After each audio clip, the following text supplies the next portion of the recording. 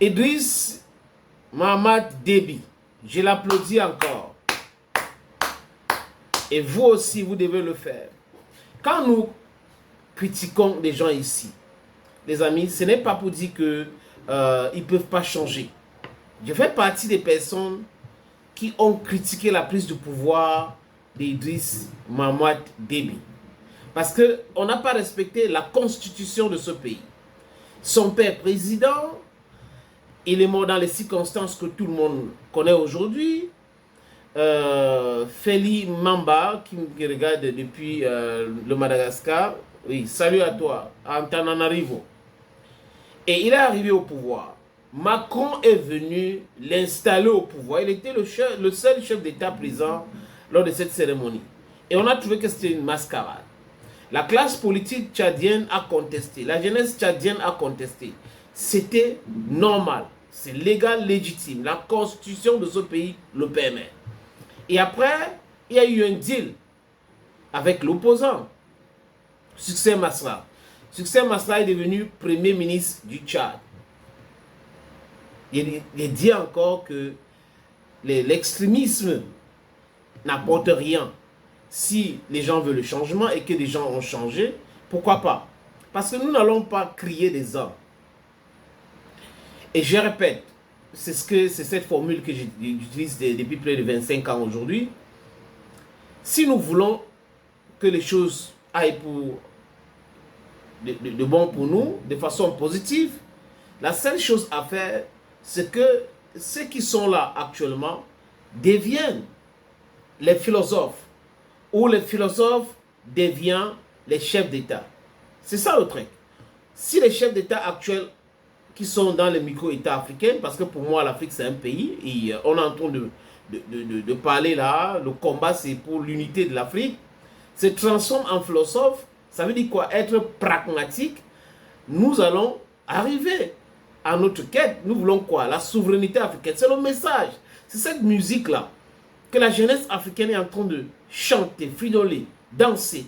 Mais l'Occident n'est pas en train de comprendre. Du moins, certains dirigeants en Occident ne comprennent pas cela. Et ça tombe sur les têtes comme, je sais pas, comme la pluie. Vous savez, je sais pas, je prends une image, vous êtes en train d'aller au travail, vous marchez, il y a le soleil là, et bam, la pluie commence. Ça commence à être compliqué, non? Et oui, c'est souvent comme ça. Et certaines personnes n'ont pas compris qu'il y avait le changement déjà en Afrique. Et que la jeunesse africaine aujourd'hui était déjà fatiguée. Fatiguée.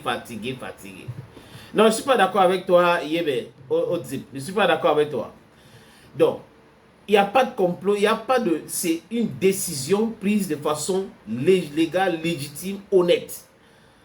Je te prends un exemple, frangin. Jean-Marie Bockel arrive. Il discute au Tchad, il discute au Gabon, il discute en Côte d'Ivoire, il discute au Sénégal. Il repart. Il provoque les Africains.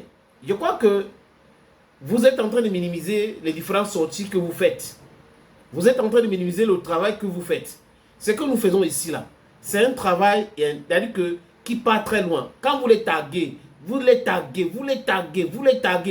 ils écoutent, ils comprennent le message. Ils comprennent que c'est ce que la jeunesse veut. C'est ce que le peuple veut. Et Mohamed Déby, c'est un jeune. Donc, il a compris le message. Et je pense que la provocation, c'était Bockel, Jean-Marie Bockel, qui allait sur France 24. Honnêtement, en tant qu'Africain, on devrait appeler la chaîne là Mensonge 24. Dit que les Africains ne veulent plus se débarrasser ou ne veulent pas se débarrasser des bases militaires françaises en Afrique. Et il avait même osé insulter le Mali. En disant quoi? En disant que si ce n'était pas la France dans le Barkhane, le Mali, le Niger, le Burkina Faso ne devraient pas exister. Et on lui a fait un rappel historique, un rappel mémoire historique pour qu'il puisse comprendre ce qui s'est passé lors de la première guerre dite mondiale et la deuxième guerre dite mondiale. C'est grâce aux Africains que la France a été sauvée.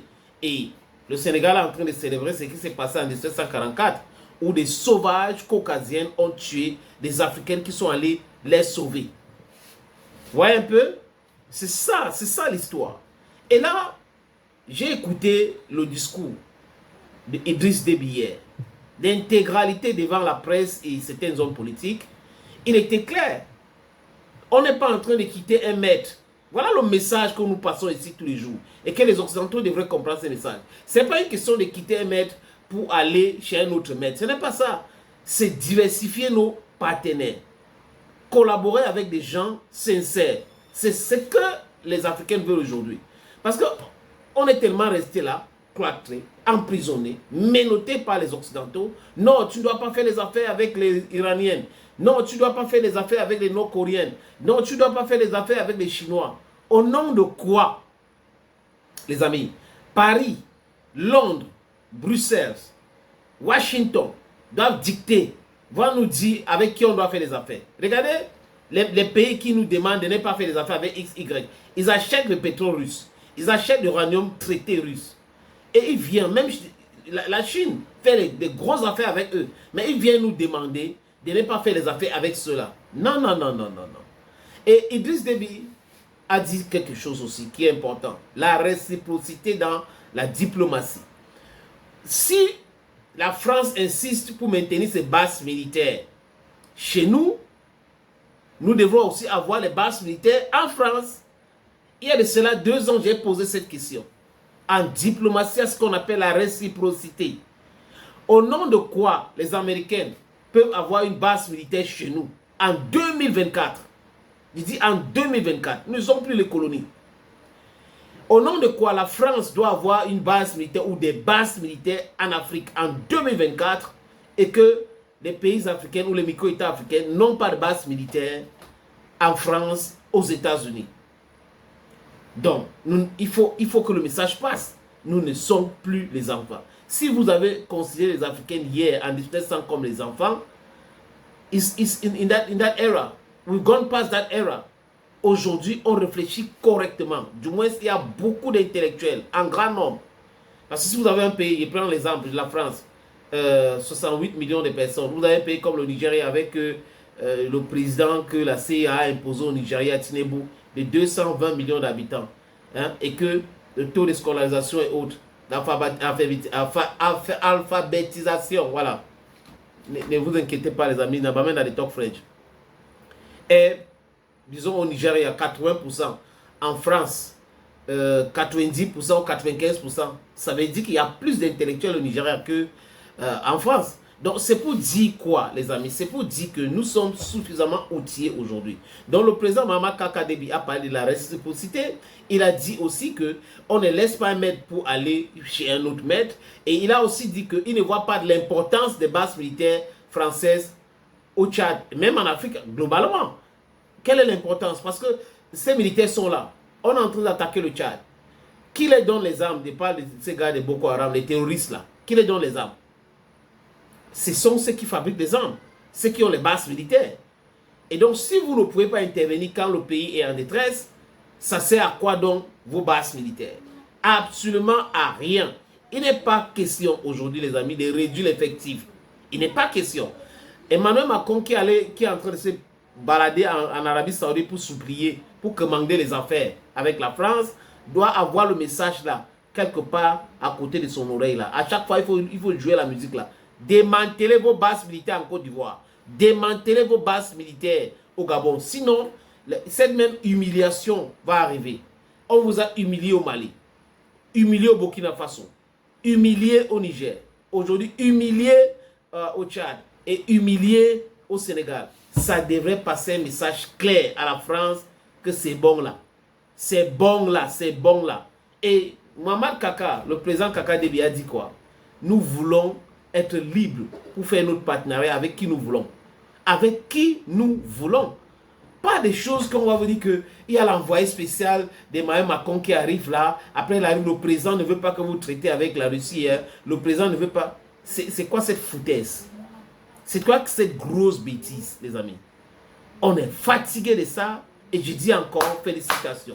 C'est un message clair d'honnêteté, de souveraineté, de rupture. La France de De Gaulle a refusé les bases militaires américaines en France. La France de De Gaulle a refusé qu'on lui impose une monnaie. Mais la France de De Gaulle, et jusqu'à présent, a imposé une monnaie criminelle, une monnaie stupide, une monnaie pour nous maintenir dans la pauvreté. pour enrichir la France qu'on appelle France CFA. On est en train d'arriver sur l'autre là, les amis. Sur l'autre là. Et les bases militaires aussi. Vous avez refusé quelque chose chez vous, mais vous venez chez les autres imposer cela. Are you kidding me? Are you serious? Are you really serious? Are you really serious? Non, non, non, non. On ne veut plus de ça. C'est fini.